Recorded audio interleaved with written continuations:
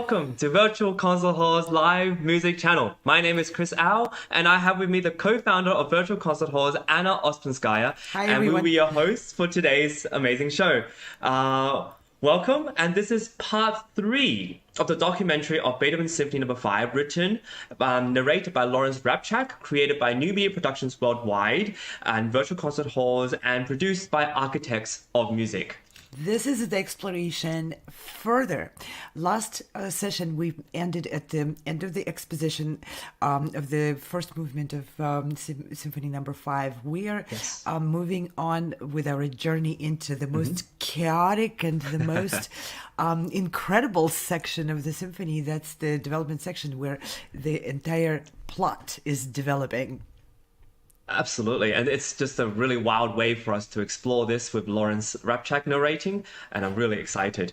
Yeah, and this incredible collaboration with Lawrence and with the Architects of Music was made possible by our absolutely immense passion for bringing musicians from different countries, different events, and music live and music films, all related to music and musicians from entire globe.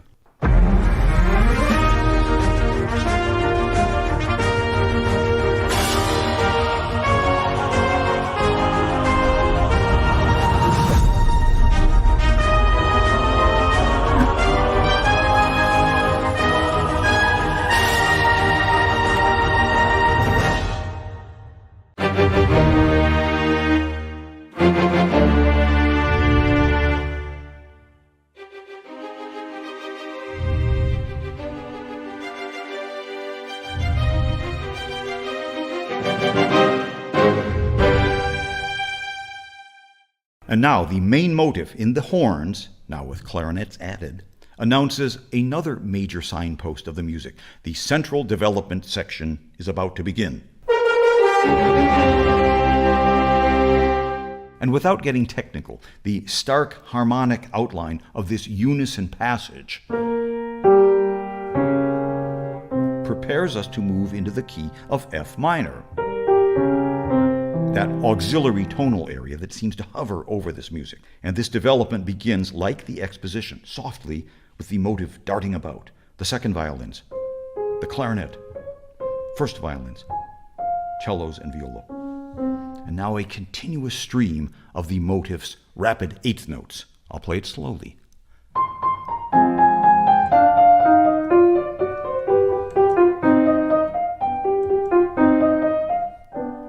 So ghostly, this continuous chaining together of these short notes. There's a gray quality to this, like all those old German paintings of the era, forests at seashore, that misty, slightly creepy feeling. And the motive is growing. It's everywhere.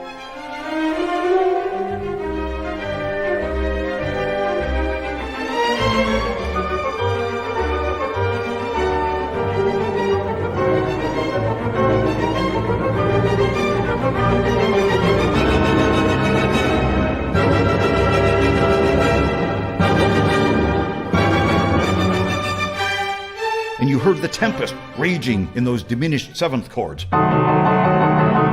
Then another, which leads us to this. The rhythm sort of fractures. And 3 short and 3 long notes. That's the horn version of the theme now coming back. And Beethoven now begins to break down the motive. We're in F minor.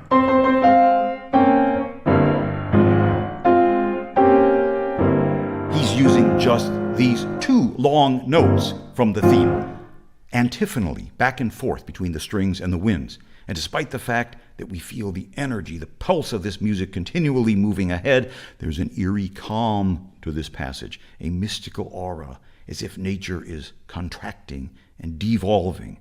The harmonies here have almost a liturgical sort of austerity to them.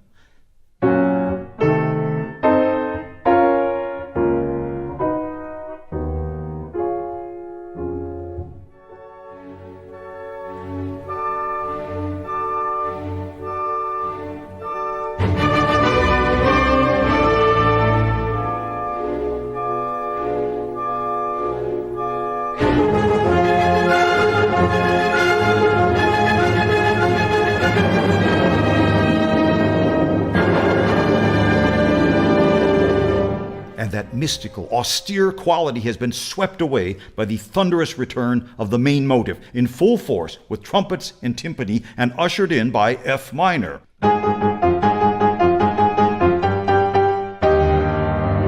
And this rather brief and concentrated development section has led to the recapitulation, which, as we know, essentially restates the exposition. However, when we get to that first big cadence, with the long-held G in the violins, Beethoven now does something very unusual. He inserts a brief cadenza for the oboe that picks up on the note G.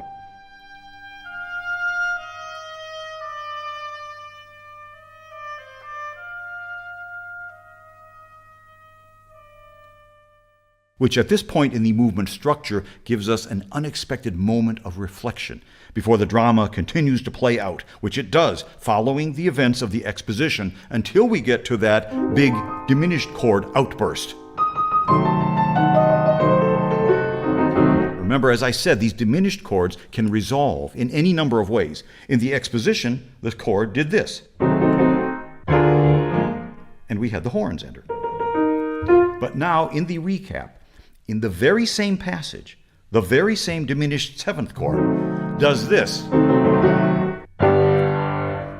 Oh, before it did this, now it does. It works both ways. And Beethoven has used this chord now to move into C major, with the two bassoons now taking over the horn version of the theme.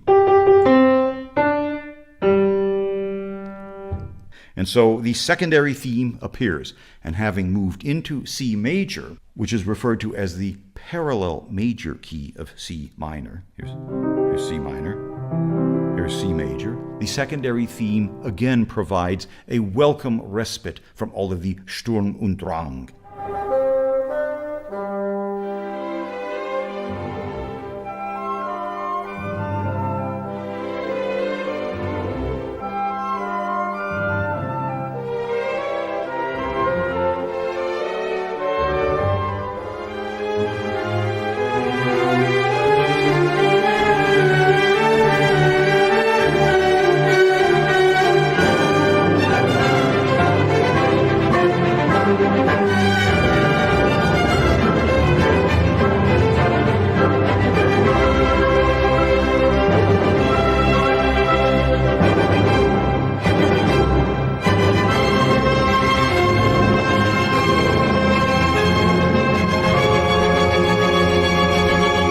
And as the recapitulation concludes, the cadence in C major provides the perfect harmonic transition into, once again, F minor.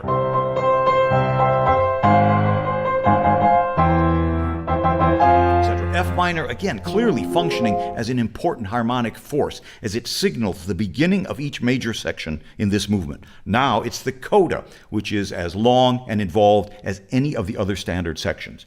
And the main motive hammers away at the chord of D flat major.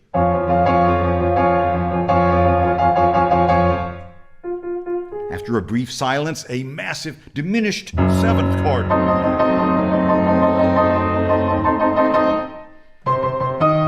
Then what sounds like a fateful summons. And the violin's intensity, the vehemence, the wailing, and the torrent of eighth notes from the main motive, which hurtles precipitously into the depths.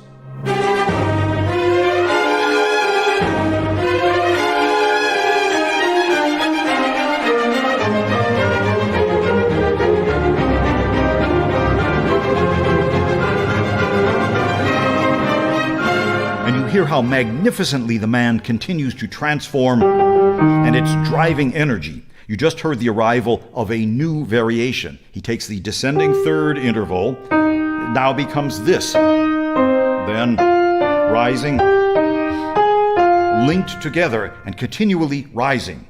And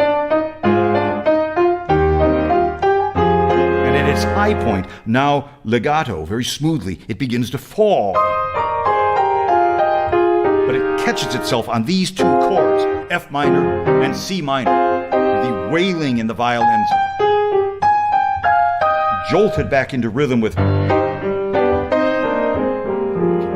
what's so stirring and striking is that this does not seem at all like a traditional coda with a distinct starting point. The music is so organic and dramatic, and the way the motive changes and expands and drives the music, that we are totally swept away by the intensity and inevitability of the music as it powers through to its conclusion. Here now is the entire first movement coda.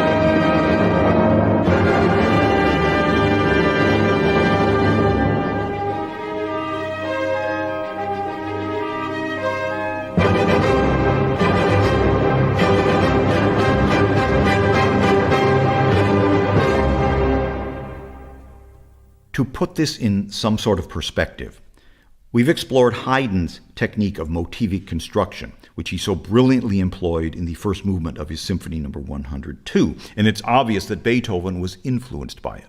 But now, with the opening movement of his Fifth Symphony, Beethoven has taken this technique to an entirely new level.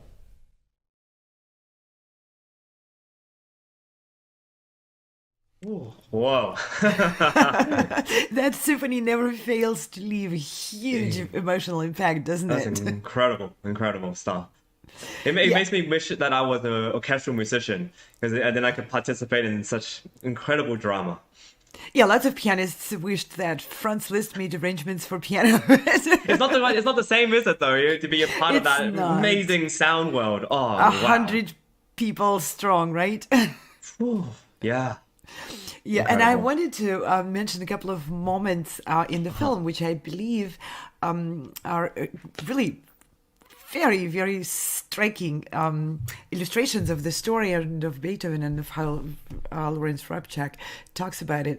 Like, I don't know if you noticed, during the development section, as it was preparing for the C major, it was all in a grayscale colors, and all those landscapes were sort of in a foggy mode. And then Yes. when, even as C major appeared, nothing in color changed that much, just maybe slightly.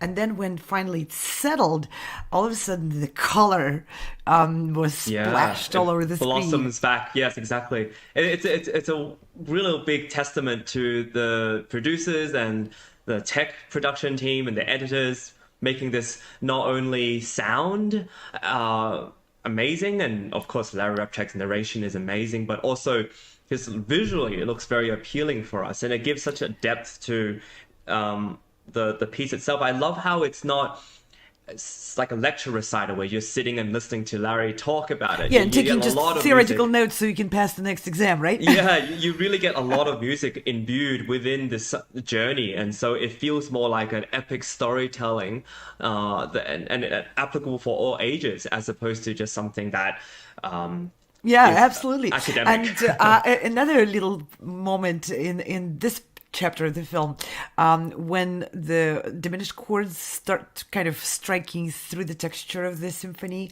and we see the lightning strikes being really timed with those chords.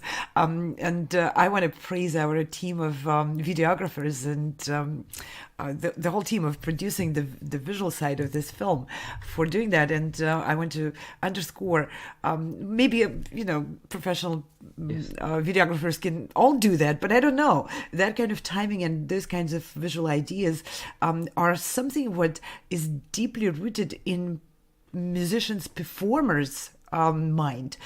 At least for me, a lot of times I have to visualize this story when I'm building my interpretation, and on stage I recall almost like a ongoing movie. So watching this being produced by musicians who double as another basically another profession as filmmakers, to me speaks really to the inner depths of my own imagination as a musician when I'm on stage and performing a piece. Definitely.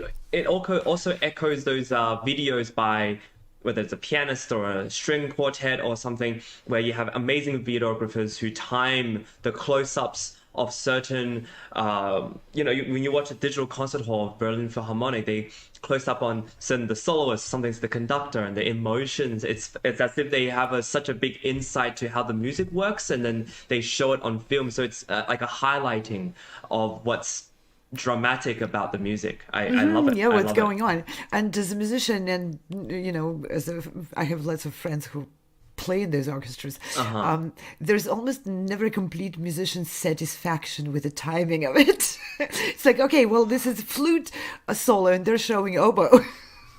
Yeah, I mean, you win some, you lose some, honestly. But the most important thing is, I think we are trying in our digital and visual world that we live in to appeal to that without losing touch of what the tradition and the music drama and the foundations of it all, which is Beethoven and his incredible genius, highlighted by Larry Rapchak. And what I love about how he also illustrates the structure of the piece is it brings to light this sort of the form, without making it sound boring. It's a journey, it's an adventure. And I think this is something I find really appealing because it's storytelling. How do you, as an educator, talk to your students about form and structure, in particular the sonata form? And what's also brilliant as a side note is how Beethoven brings in sort of this flute cadenza, a short one, into this. And it's like, well, who else would have thought of this? And he's trying to bring in all the tools to create something just original, but also dramatic.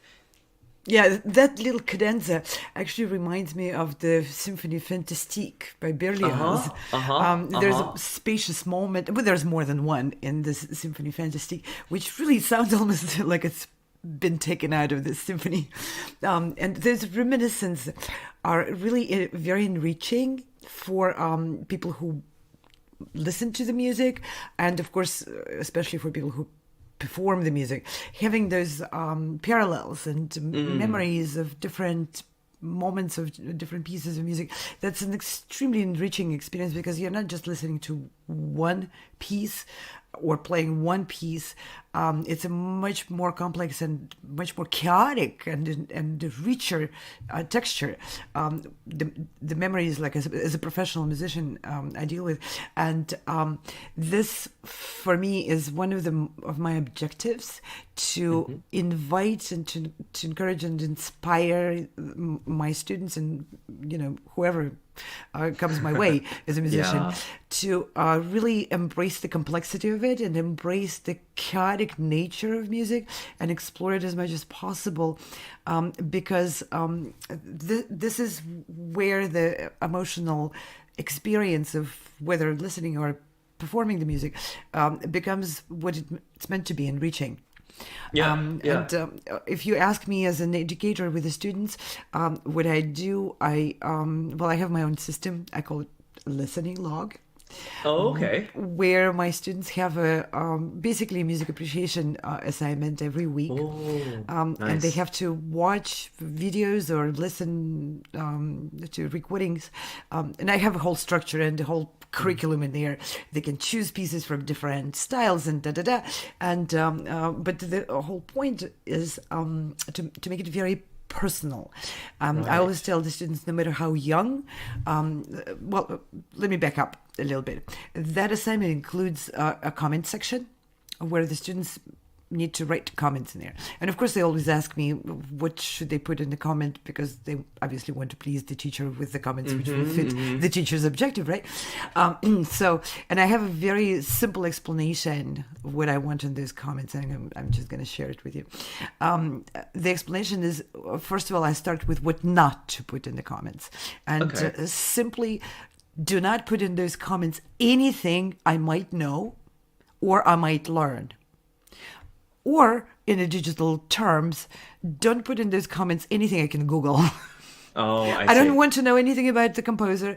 I don't want to know anything about the country or whatever. All the information, which academic part of it, which is Googleable, learnable, informative. I don't. Please leave it out. Then what to put in there? Something I can't Google, obviously. And what is that? I'm going to ask you. What do you think is that? Well, the inner emotions that you may feel, sort of comments that you may have as your first listening experience, or maybe the second time you hear it, maybe you find out something different, or you say, oh, this sounds like a this. Or I recently watched Star Wars, and this reminds me of when, so-and-so character And Beethoven appears. Does remind of Star Wars. Da-da-da-dum, bum, doesn't it? Yeah. There's the march, and, or you may have recently read a book, and it's like, oh, this represents this character so well, and Anna, you've got to read this book because you've exactly. got to, I can't Google what Chris Au thinks about it and what he felt when he was watching it. I can't Google that. So that's what I want in the comments. And with my system of these assignments, and we talk in lessons, briefly, of course, about what they wrote and all of this, stretch it over 10 years, and they have to watch 2 pieces or more every week. That's however many weeks. Simple math allows me as a teacher to really invite students into my way of approaching music, which I find very exciting for me. And I see my students, they get the bug. The permission to share their own, and permission to enjoy and feel it in their own way. And that's how you build this parallels and reminiscences, which for me are a big part of my relationship with music as a performer, as a teacher, as everything. So that's how, that cadenza in Beethoven's symphony reminds me of Berlioz or something else, and something else, because I heard all of it, but not only because I internalized it, absorbed it, and experienced it in my own way, and even many times tried to articulate what that experience was for me. So wonderful. No, I think this is what gives the music a longevity, that it's constantly applicable in terms of storytelling and narration to our imagination, even in the modern world, and continually, because it's so honed into our human experience. It's so honed into our ideas and stories of tragedy, heroism, and this turmoil and storms. I think because he's so clearly linked with nature, and the videos really show that the rainfall and the storms and nature. I think and we're the also, waves brewing and all that. Exactly. It's very easy for us to enter into that world because he's using nature as a force of inspiration.